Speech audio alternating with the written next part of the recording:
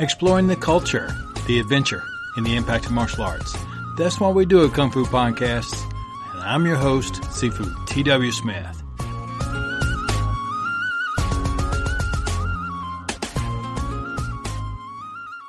Thank you so much for joining me today in episode number 118, where we're going to be starting a book review. It's, pre-started a few episodes ago, but we're going to be taking our time and going through a book that Dr. Ben Judkins says is probably the best martial arts book that you've never read.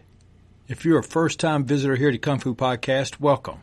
I believe that you'll find a lot of the work that I do is educational, entertaining, try to blend it all up, and, of course, just be myself along the way. And I love hearing from you. So if you have a good time, or if you don't, just go ahead and send me a note. I'd love to find out what you thought about this program on your very first day. Now, for you old-timers, some of the finest and sharpest martial artists in the world, we're going to be talking a little bit again what I'm starting to think of more and more as like this third dimension of martial arts. You know, we practice techniques and practice for different purposes, but this reality keeps setting in on how many people from around the world practice because they're trying to find themselves, or they're trying to find a piece of their culture, or they're trying to figure out what path they want to be on. It kind of comes down to defining and making yourself an identity. Well, this book review of Taijiquan and the Search for the Little Old Chinese Man by Dr. Adam Frank. I'm going to be building this series of podcasts mostly around some posts by Dr. Ben Judkins over at Kung Fu Tea.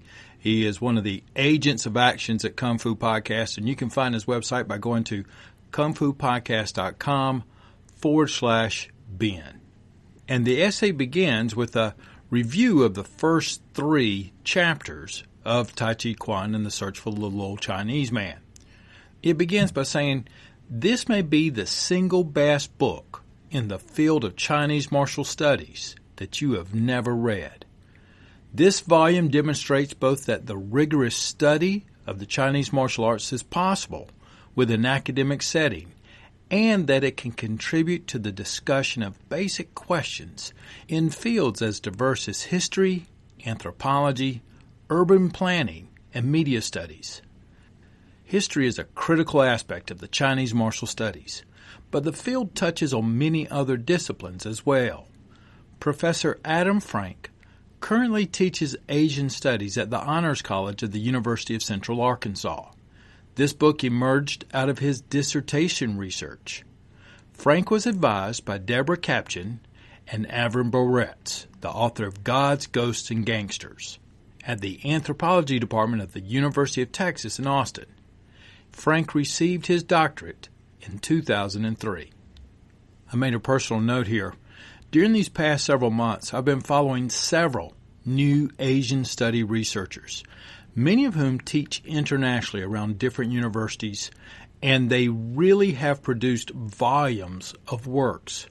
However, one of the things I've learned over the past month is that many of these researchers, just like Adam Frank, produce an extensive work for their dissertation.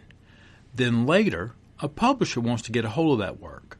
But according to the researchers, producing a transcript for a dissertation to the satisfaction of their committee is often much different than satisfying an editor and a publisher. They report that entire chapters have been taken out, or they have to be reduced to a paragraph as other pieces are expanded upon 2 to 3-fold. Now, that information, and after hearing several researchers say the same thing, prompted me to dig and dig until I finally found the dissertation by Adam Frank that Ben just referenced. I will be referring to it here, and their dissertation is very closely and similarly titled Tai Chi and the Search for the Little Old Man. I also want to note for you that the published versions, paperback and hardback, is about 320 pages. The PDF version of the dissertation is over 420. And when I moved it over to my iPad Pro as an ebook, it was 720 pages. So I have been combing through quite a few pages, and thank goodness it's got a search button on it. As we return to Ben's essay, he references the novel Taijiquan, and the search for the little old Chinese man grounds itself firmly within the discipline of cultural anthropology. Frank is a practicing martial artist with an extensive background in Taijiquan. While in graduate school, he decided to use this familiarity, as well as more traditional field work performed through multiple extended research visits to Shanghai, as the basis of an ethnographic study of Chinese culture and life in a rapidly changing urban landscape. You will no doubt notice that the completed book is not a study of Chinese culture. Instead, the related question of identity kept emerging as a primary concern for both Frank in his own theoretical thinking and in the actual lived experiences of his informants. Eventually, the subject of his research shifted from a relatively traditional study of Chinese urban culture to a more detailed ethnographic study of the process of identity formation in an increasingly global Chinese martial arts community. Frank located important sites of identity information in the physical training spaces that martial artists adopted, such as urban parks, private apartments, or alleys. Also in mass media representations of the martial arts, such as published works and television programs. And then perhaps most strongly in the actual embodied, nonverbal practice of teachers and students. At this point, Ben inserts a photograph, and it's about 3 rows of 15 people each, so about 45 to 50 people, of the Beijing Physical Culture Association, and the picture was taken in 1919. And in it, Ben says, "Notice the American gentleman, Mr. Williams, sitting on the far right-hand side of the photograph. He was an early foreign student of the Wu-style Taijiquan, and evidently the Wu clan has been accepting foreign students for some time now." The picture and that note act as an excellent segue for us to remind ourselves, particularly as martial artists, some of the things that were going on during that time. The picture was taken in 1919. There were a lot of concerns in different areas. Understanding what the policy regarding both country or communities were all about. Racist, political, and identity policies were also being formed. One of the Asian study researchers I got to listen to quite a bit, and I've been reading some of her work, is Dr. Phoebe Chow. She is a researcher and an expert who focuses on the interplay of cultural perceptions, public opinion, and policymaking in the Sino-British relations in the early 20th century. This is the same time period that the picture was taken. Dr. Chow received her doctorate in international history at LSE and completed her first book entitled Britain's Imperial Retreat from China, 1900 to 1927, and it was published in 2016, and I heard her interview about this book. This is a work I want to reference, but she has several others. For example, Parliament and the Problem of China, Priorities, Preoccupations, and Stereotypes, 1925 to 1927. She's won many awards, such as the Best Essay in Parliamentary History. It has helped me both understand as a practitioner and a teacher, but not just historically, but how you can use that today. Because one of the things that we keep finding is, how does martial arts help us cut through global bureaucracies, nationalism, gender, language, and race problems? You know, I could tell you a quick story about a gentleman who I learned quite a bit of martial arts from, even though we were more friends than student-teacher, and his name was Lampeng Zhang. And I began learning a lot of things from him and a group of people from China who accepted me as part of their morning group down in Houston, Texas. Now, Lampeng Zhang would come and he would use his Shaolin Longstaff, and he would practice for hours, and eventually he got me involved, and I was learning a lot of things that I had never experienced before. He was a physical education teacher at Shanghai. One of the cool things about it is that if you've ever lived in Houston or anywhere down there, if you're going to work out outside, you're going to do it early or the sun is going to have your rear end cooking like bacon in the skillet. Yeah, so we were meeting pretty early, about 5:36 a.m., and he spoke about as much English as I spoke Mandarin, which was none. Everything I'd learned before or heard in the past was Cantonese. So we started off with no ability to verbally communicate, but we did okay.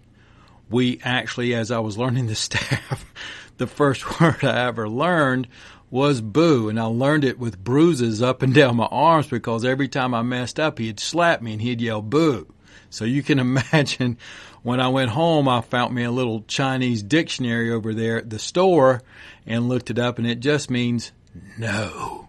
So I worked through that, and he and I actually started using the staff as our pencils, and we would go out there in the morning, and I would learn a Chinese character in the English word, and we would meet, and before we began our physical training, we would have a moment where we would stand there, and there's plenty of dirt in South Texas. So we would take the staff, and I would draw the character in the sand, and he would say the word, something like tsui, and I would say water. And we would go back and forth until eventually we began to be able to communicate just a little bit, particularly when it was some of the basics like food, water, please don't hit me again, and stuff like that. But anyway, all this boils down. In Dr. Phoebe Chow's study, she talks a lot about the early 20th century and that there was so much perception about the identity of the Chinese people. And the British were creating these policies associated with the Chinese based on the perception of this identity. And the identity that they were basing it on were mostly from the Jesuits and many of the Christian, I think of as both recon and recruitment groups that were sent out in the early 20th century, late 19th century, and who were there. And then when they came back to British soil, of course, they would talk about things, write about things, and then later, from the way I understood it, they were actually requested to speak to some of the bureaucracy of the people there who were making policies about what they believed the identity of the Chinese people were. And this was important because you were going to have policies on how to deal with an entire nation of people being drafted by folks who had never been within 1,000 miles of China. And they were basing these policies on the perceived identities that was given to them by a bunch of folks who basically had their own agendas for being there anyway. So to say that some of the policies and some of the beliefs that were being generated, for example, on British soil about the Chinese people at the time was short-sighted would be a big understatement. And remember, it's a two-way street. The Chinese are trying to understand who are the British or who are the imperialists who are coming here. And most of them had never been within 1,000 miles of Britain either. So for me, this was an important part of the research to try and wrap my head around. In the search of identity, the questions being asked, who am I? Who are they? Who do they perceive I am? Who do I perceive that they are? We have all experienced preconceived ideas of what it was going to be like to meet someone. We predefined their identity. Maybe we didn't prejudice them, so to speak, but we had these ideas of who they were going to be. I'm going to take Ian, for example. Deep, big voice, big personality. But it was such a pleasure to meet him because he's just about as gentle as you could imagine and a super nice guy. Well, some of the things that come up during Frank's dissertation in his novel, he will refer to his whiteness, his non-Chineseness, his maleness. So gender, race, and nationality, plus language issues and barriers are going to create this perception about him and his perceptions about others, and all of this is going to be explained through a martial arts experience. And this is where Ben gets into the next part of his essay titled Identity and the Traditional Chinese Martial Arts. And he writes, debates over the nature of identity and how identity interacts with the Chinese martial arts are the dominant themes which run through the various chapters and discussions presented by Frank. Throughout this work, Frank observes and reports curious incidents regarding our assumptions of what a martial artist is or should be, and then deconstructs them in an effort to understand not just how they arose, but what they say about the process of identity formation in the modern world. Interestingly, the basic mechanics of the process do not seem to function all that differently between the areas he studied in Shanghai and the West. In some cases, individuals are free to shape their own understanding of self, local and national identity, and the martial arts become an important vehicle of that self-creation. Yet, in other instances, we discover that identity is related to both cultural discourses and power structures. Basically, identity is thrust upon someone as often as it is freely chosen. Let's pause there for a moment, because that having your identity thrusted upon you, someone else telling you who you are or who they believe you are, is exactly the same thing that Phoebe Chow was describing at an international level. And learning martial arts at the start of the 21st century in China as a white man, boots on the ground, in the parks and alleys, like Mr. Williams was in that picture there of the Wu Clan, we can imagine the perceptions and the prejudices that he probably faced while he was there. But one of the things I love about the martial arts is that it provides us, through our physical effort, experiencing pain and discomfort, and the ability for us to embody and shape ourselves even with nonverbal work. You can begin to reshape your perception of identity even if you've had it for years, or if you've never had one, you can begin to form one of who you want to be. Now, Ben continues with his work, and he says that the most obvious example of this is the humorous anecdote which Frank frames in his introduction. One of his Taijiquan teachers, a relatively young and talented martial artist, goes to the consulate and applies for a visa to visit a school in America where he had been invited to teach a seminar. Unfortunately, the embassy staffer who reviews the applications for people to enter the country decides that his story is suspicious and declines to issue the young teacher, a travel visa because, as the staffer says, quote, "Everyone knows that Tai Chi teachers are old," end quote. Of course, we're all familiar with this myth. The wizened and yet eternally vigorous master of Tai Chi, living on a mountaintop, dispersing the secrets of immortality. All of the Asian martial arts are touched by this image to one degree or another. Students are attracted by the promise of a great secret, I'm thinking Kung Fu Panda at the moment, that will allow them to remake or to transcend themselves. Tai Chi, in particular, has become a repository for this sort of myth-making. At first glance, it all seems like another disturbing form of Edward Said's book, Orientalism, which you can find at the Kung Fu Die-Hard Library. Perhaps it seems that the image is mostly appropriated in advance by Western individuals. Yet Frank reveals that Chinese students are, by and large, even more avid consumers of this revisionist exercise than are Westerners. They, too, are seeking a little old Chinese man as both martial mentor and cultural role model. Some Tai Chi teachers find this charade irritating, but many others will either subtly or explicitly cater to it. A few have even built themselves international brands, combining both Western interest in the martial arts and the New Age compatible approaches to Qi cultivation and the longevity arts as the strength of this archetype image.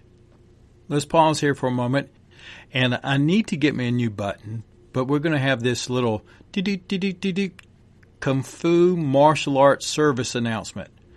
Please remember that any times you start to hear martial arts along with the Qi cultivation, Ki, Gi, Prana, which is both Indian and Hindu, Pneuma from Greece, Lung, the Tibetan Buddhist version, Mana, Ruah, and the term vital energy.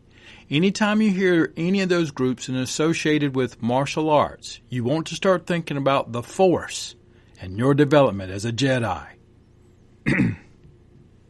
Now back to Ben's essay, where we were talking about Tai Chi teachers and how several of them have built themselves international brands by combining the martial arts and New Age Chi cultivation and longevity arts and putting all this stuff together to create themselves this new image. And it does not take long before this heady brew of aspirational longing and identity begins to pose a central dilemma in how we discuss and think about the Chinese martial arts. On the one hand, these fighting systems are arts, precisely because they can be taught in a social setting to practically anyone. After all, that is the great promise that is made by all martial arts schools and teachers. And I'm going to take a moment, and I might sound like a martial arts commercial as I speak to the choir, but since I have the pulpit here for a moment, I want to make this as a reminder moment. Now, if you've been on the fence about learning martial arts, or if you've been comparing training martial arts versus elitist arts such as MMA or boxing, and you're going to run into all kinds of teachers. Some are going to be marketing themselves and advertising just out there in any shape, form, or fashion that they can think of. And then you have several who are humble and really good teachers like Gretchen. Or you're going to have some folks who are a little bit more public like Ando Mirzwa or Andrea Harkins. But one of the things to remember is that martial arts is a single corporeal activity that can be tailored almost for anyone. I've worked with people who are amputees, folks that have to use a cane or a walker. Some have been blinded in battle as they fought for your country, like the soldier that this audience, some of the finest and sharpest martial artists in the world, raised the funds so that Steve Baskus could get back to his martial arts training. And you can see how happy Steve was to get back into martial arts when he got the wooden dummy up and was able to practice for the first time. So you can go to kungfupodcast.com/Steve. But martial arts, if you're working it and training it, there is somebody out there who wants to learn for one reason or another, and you can probably help them. You don't have to be an elitist in order to participate in martial arts. And as Ben writes, this is what makes a self-defense class fundamentally different from an elite boxing match. Very few individuals possess the unique mix of physical characteristics needed to compete at the highest level of boxing. The same could be said for any competitive professional sport where individuals might expect to make millions of dollars a year. And yes, elite boxers train very hard and have access to the best training, but so did all of the other guys who washed out at a more junior level. There is simply no magic formula that will ensure that you get to be the next Floyd Mayweather. The unique mix of characteristics that define him as a fighter are both intrinsic and essential to who he is. On the other side of the spectrum, martial arts instruction offers a pedagogical method that allows individuals to make incremental improvements in a variety of areas, including self-defense skills, basic fitness, self-image, and socialization. I want to make sure I say that again because we're talking about what every individual that walks into almost any martial arts school around the world should hope to expect as a promise. And something that I would hope that I try to do as a teacher, and I hope that we all do as teachers and participants in our martial arts, and that is that we allow every individual to make incremental improvements in a variety of areas, including self-defense skills, basic fitness, self-image, and socialization. And as we're talking about in this particular essay, finding themselves or redefining their identity. So we're going to put a bookmark right here.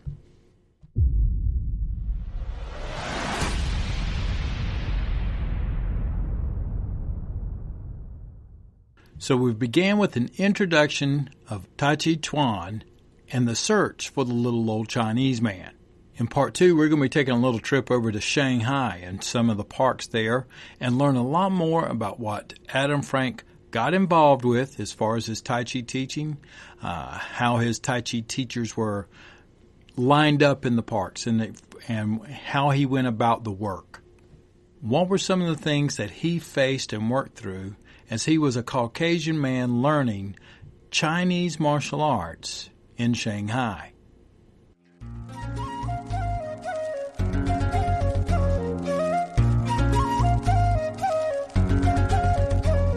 Exploring the culture, the adventure, and the impact of martial arts.